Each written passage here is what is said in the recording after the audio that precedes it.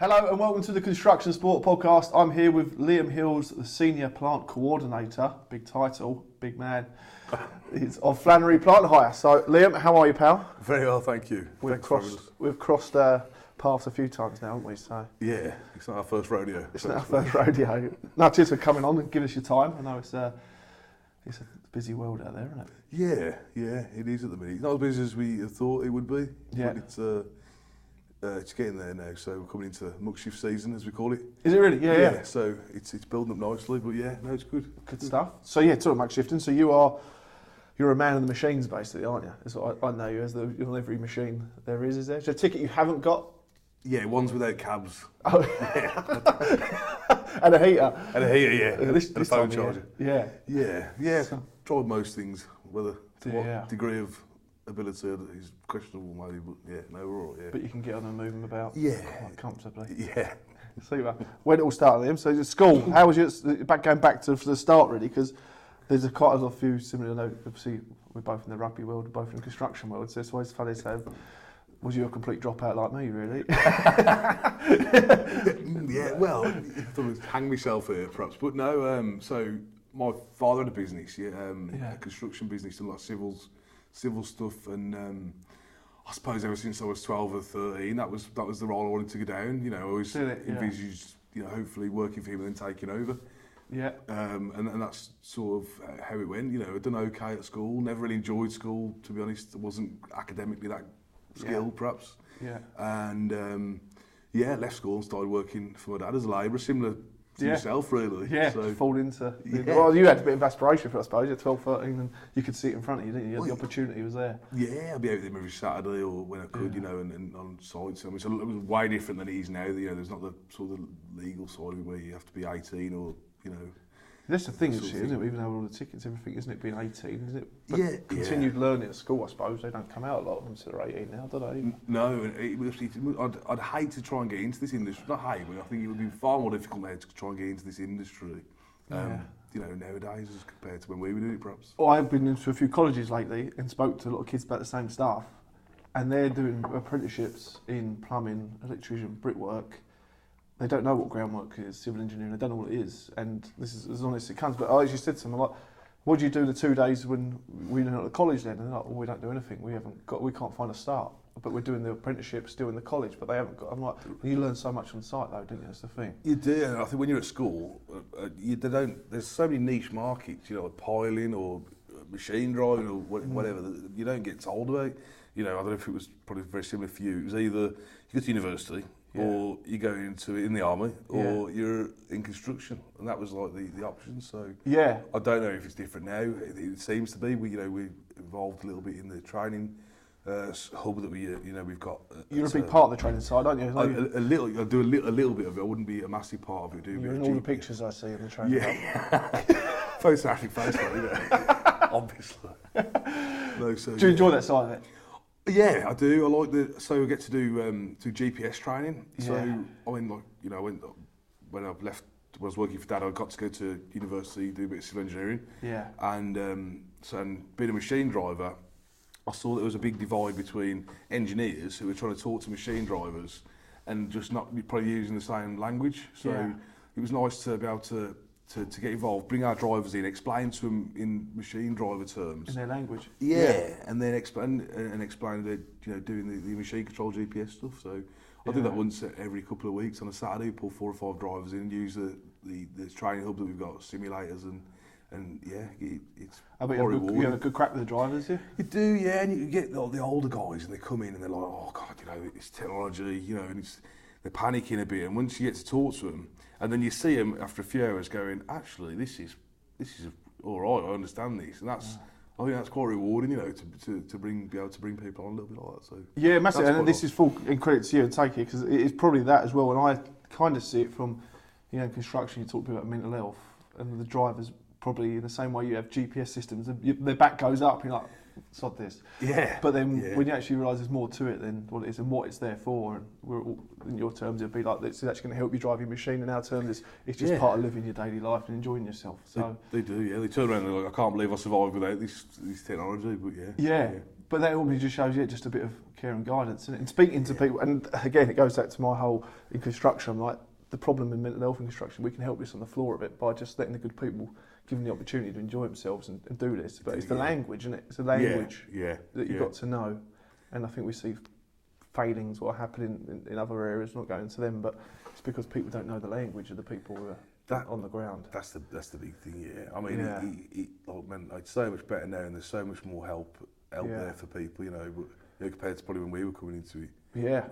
So it's definitely in the right direction. So you've got a few years in the industry now. How long? I don't even want to tell. I'm 37 now. Oh yeah. I'm catching up. 20 years now. I'm like, that doesn't even seem real to me, I suppose. But you've been with Flannery's for the past. I think it's so 8.5 years now. This will be my 9th year coming into it. Yeah. It's really you go all over the country as well, don't you? I do, yeah. So I joined, left my old fella setup, and then come to Flannery's just as a machine driver, which was fantastic. I mean, I didn't hate working for my dad, but I was like the boss's son. And you could never get away with that. Silver spoon kid. Yeah, you're not worth. You're not. No, he dragged me out of bed on my birthday and all this carry on, whatever else, 16th birthday. But you'd always try and have to prove yourself all the time, and you knew full well you working people that probably would just see you as that, and that was very difficult. And it was one of the nicest things coming to Flannery's was just, I remember my first day, I had a flask of coffee, with little sandwiches, and I was just a machine driver, and that was happy days, like proper happy days, It was really nice. And so I done that, worked on the machines for a few years, and I turned around to Arnie and in Manchester, look, I said, I've got a bit of supervisory experience or management experience from a previous job. I said, if there's any opportunities that come up.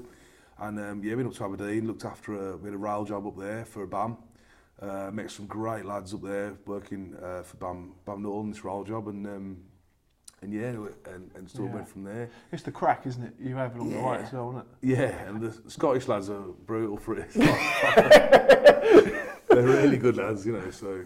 I always compare it to literally the real life Alvida St. Pec, because I grew up with my dad watching that. Yeah. And then before I knew it, I was in a gang of myself, two of us from out Essex way, one lad from Bermondsey, an Albanian guy and a Bulgarian guy.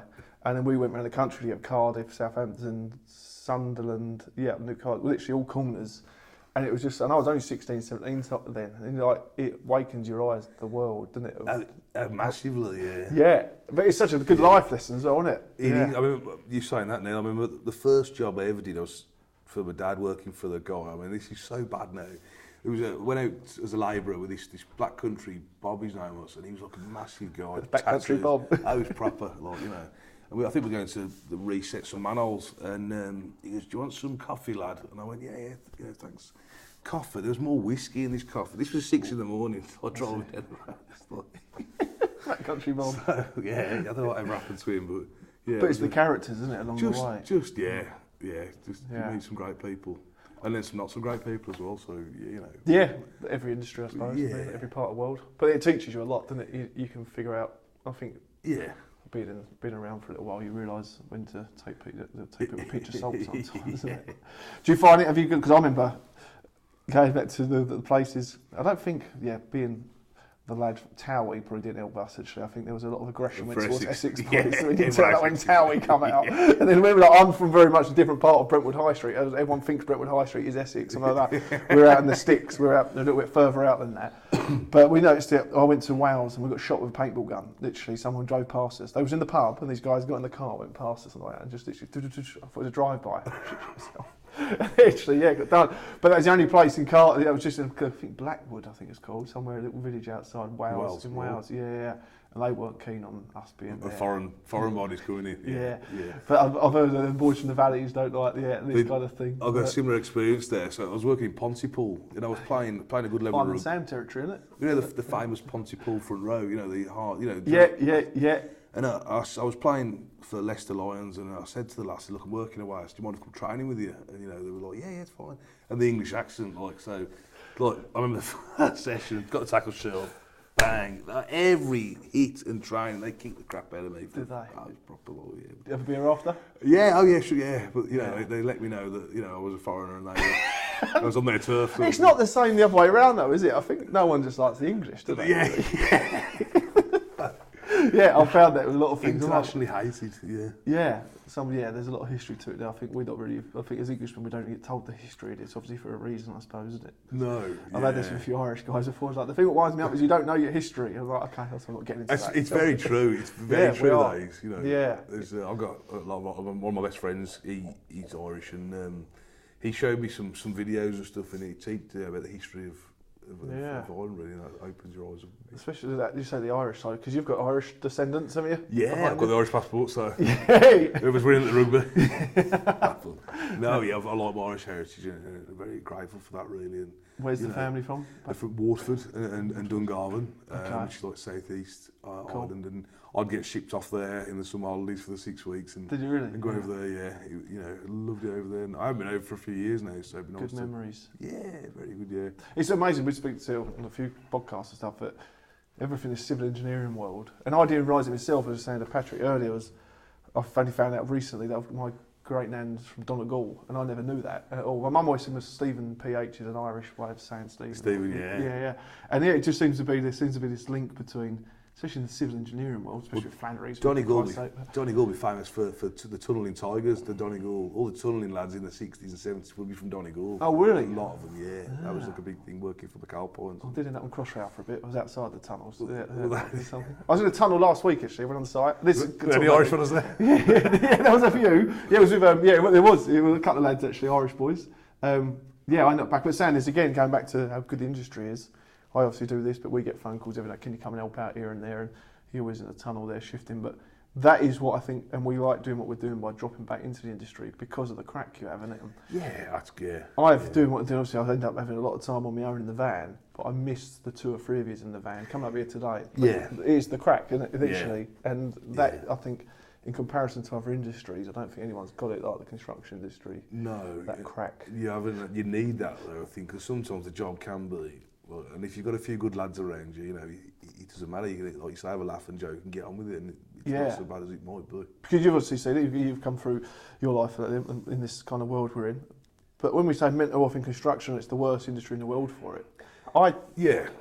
It's not the. I wouldn't say. Well, I say we'll sit here and obviously slag off the industry, but is it the industry or is it just kind of life is just fucking tough, isn't it? No, I think it is the industry. I mean, you know, if I look back to the same as you, when you went out and whether you're a trader or whatever else, so let's look at it like this. So work all week, come Friday, what do? You go for a few beers, 10, 15 beers. Yeah. Get up Saturday, football bets are on, you go to a game, you go back on the beer again, Sunday on the beer again. And I think that becomes such a norm for people. And what I realise myself is that there's better ways to sort of release energy, training, rugby, the gym, whatever.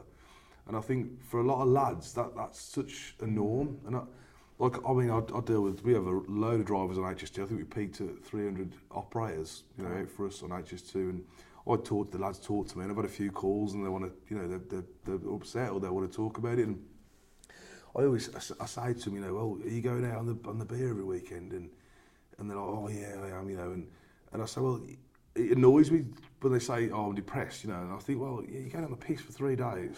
You're going to be upset on Wednesday, like you're going to on the come down. And I think the industry's fantastic now, like yourselves and there's phone numbers everywhere. The top 6 contractors have got it really good. But I think we do a lot more about like self-care almost, and how to. There's better ways rather than just going out on the beer. There's more things to do to get that release or get that sort of happiness or enjoyment, And like me personally, if I can go off for a hike, into hiking now and rugby or do a bit of paragliding, I can get all this, this whatever happiness or whatever I need to achieve other ways. Positively. Yeah, but when I was 18, 19, going on the beer on this weekend, that was the only thing that I knew. Yeah. So, I don't know like if there's more to be done in that sense, whereby we can show people that self-care and exercising and other things is you get out of that depression or whatever by doing that, perhaps. So it goes back to what we said, just because obviously construction sport is just my selfish way of me helping myself out, really. It's literally it, because I like sport and it works for me. I'm in the construction world, but that's it, innit? If people realise, if people realise, hang on a sec, there's more to it. I remember there's nothing more like that. The beer fear in it and the come down of a heavy session or a heavy weekend or especially a stag do or something. You've got a weekend away and it's and then people go, I feel depressed. Right, you do. You just And I think a lot of it's probably mask. I've got a few lads now I'm trying to help out, and I think they use drink. I've done it myself. If I'm stressed or used to, if I'm stressed out, I'd go and drink, and like it's easy to mask a problem rather than talking about it. And this is what yourselves doing a fantastic job in exposing in it really, and there is help there if you need it. Yeah, again, we done it. You said it in a positive light. A story I've said a few times, but we was on Crossrail, and we done, I think, about 8-week blockade, and it had a big 8 weeks. We all took 72 hours week in, week out, because it was there. Drove ourselves to the ground with it, and then the management said that at the end of this, we'll take you all out for a night out. I think we done 2 hours in Dirty Dick's outside Liverpool Street, and it went off like big time. It was just literally, there was about 30 of us, 30, 40 of us in there. I think the director of the project walked in and got his shoes thrown up on in about 5 seconds. And it was just carnage. I think 6 or 7 of us went home that night, and everyone was hanging on to their relationships and marriages and all sorts. It was and literally was 2 hours. We finished on the job at Shenfield. We went straight into the co-op there, or whatever it was, and just bought beers. And it was a 15-minute journey to Liverpool Street, 20 minutes. We stacked the train up as if we were going away for a weekend. And it just hammered it. But got to Dirty Dick's, and then it went off. And it was ever since then that I realised, I always use that as a comparison, is like, right, was that a good way of saying to the lads, let's go and enjoy ourselves now, and thank you. But if you would have put a rugby match in there, or football, or a hike, or something positive to an outlet of positive before that. Don't get me wrong, I love, like I told you, I went out Sunday to Leicester to watch rugby with lads I haven't seen for a few years, and it was like the best. Like, I look forward to that, and I haven't drank for a few months, but there's so many better ways to get, get whatever you need to get out your system, or just enjoy life. And it's something I'm very late in life probably realising, and I love going off hiking now, or any paragliding, and have a few beers after. And like I say, I think younger people, I think I'm younger people, because they'd be coming into a scaffolding gang or a bricklaying gang, where it would be very normal to every Friday beer, and that I think that equates massively to, if something's bothering them, come Wednesday, Thursday, you are going to be in a bad way. You've just battered your body, you're eating shit food, you're boozing. And I think there's a lot to be said there, maybe, and trying to educate people. Education, isn't it? Yeah, I think so. Maybe it's just me. I think it's a lot better now. That I see a lot of stuff on social media. You got a lot of, you on Instagram, there's people training and talking about it. So it's maybe he's in the right direction, but Yeah, it's turning, isn't it? It seems to be a ship is turning. And to say that there's definitely positive ways, and it's just a case of there's a lot of negative news, isn't there, all the time. Yeah. But no, good stuff. Paragliding though. I want to hear about this though. So you've said this to me before. The paragliding. How does this come about? What's the crack with this? I always get ripped to bits for this. It's like paragliding. So I went to Turkey 10 years ago on a family vacation to a place called Olodeniz, and there's where they have the X Games. It's like there's a big mountain, sheer face, and they were just paragliding. And I was like, I had a tandem fly with this guy, and he was like, oh, this is cool. I want to get into this. But obviously there's no mountains in Birmingham, so I come across this. I'll make one with a machine. Could do. I come across this powered paragliding, so you have it's like a big fan on your back, like a lawnmower sort of thing, prop, and then you have your wing or your parachute. I can't remember what it's called now, but I went to a company down in Oxford. It's called Sky School. Done their training there, and bought the gear, and because I've lost 3 stone now, but last year I was training, I had to have a tandem with the wing to myself, because I was quite heavy, and I had to have a bigger prop, and they got ripped to bits. We were struggling with this massive parachute trying to run down the field, but it still scares the crap out of me, to be honest. But keeps you alive. Oh yeah, it's pure freedom, and you can, as long as you're familiar with the air restrictions and where you can and can't fly, you can take off from anywhere. So I had this great brainwave of taking off from a field in Stafford when my parents live, and I could fly to the rugby club, a few beers, and fly back home. That was I haven't done that, and I probably wouldn't drink and fly. but yeah, no. So and that's and the community is fantastic. And I I was very lucky. I went out to Brazil last year. Wow. And we went to Rio, and we were supposed to fly around Christ the Redeemer, and we couldn't do because of the weather. Whoa. But that's just unbelievable experiences. Do it in Newcastle instead. Yeah. then land up for a beer after. There's another story there, Newcastle. So what is it? How fast do you go on them? It depends on the wind speed. So you're come up by the wind. So I mean, there's a guy called Daniel. He flew from John O'Groats to Land's End for his grandfather. I think he had leukemia for his charity, and it was all over the news. And I think he did it in 4 days. So challenges set. Yeah. Well, I'm trying to do something this year. There's a guy who works on HS2 who I flew with last week, and Alex, he's one of the fitters for the road sweepers. Cool. And I want to try and fly over the Flannery depots. So come down from Aberdeen down to Newcastle, Manchester. I think I might struggle with Birmingham because of so close to Birmingham Airport. Yeah. But then go across to, I think we got a depot in Oxford, and then Newport. Obviously, London be out of the question again with the flight restrictions, but I'm trying to set that up now and do something for maybe charity or yourselves, or do something together. It's so cool, isn't it? It's such a cool. It just reminds me of Only Fools and Horses. People look at me like, "What are you doing?" Like, you know. It's kind of. We used to see him a lot. I remember as a kid seeing him. Used to call Batman because you could hear him coming. My mum remembers as a kid, Dad go, "Batman's up there." Somewhere. You can always see it coming across. And rugby, you all got potentially, touch wood, a road to Twickenham at the moment as well. Isn't it? I feel a bit of a fraud, to be honest. I had a really bad year last year. I trained the last couple of months and lost a bit of weight and got back into rugby again. You know, I love to do. And a friend of mine, he was involved in the coaching for Syston Rugby Club, and he said, "Look, the good bunch of lads come down," and it's something I really needed at the time. And I got come off the bench there last week for the first team, and they beat Wimbledon. So we've got to play a team this week, and then if we beat them, we have the finals to Twickenham. So superb. But all these lads have done all the hard work all season. I'm coming in last minute and sort of jumping in the team. Can take the glory. Yeah. And construction sport rugby, you're going to put your boots on, aren't you? I'm waiting for the invite. Yeah. 30th of May. It's going on. All over that. Yeah. Absolutely. 30th of May, then we're going to try for the 13th, I think, of June. But I'll get the details. Let me know. Yeah, but be available. Tops up, Liam. Thanks a million for your time. No, you're welcome. Thanks for having me. Cheers for all your amp support over the last few months and last year, and it's been let the road carry on. Keep marching forward. Keep marching. Thanks very much. Top man. Cheers. Liam Hills of Flannery Park, legend.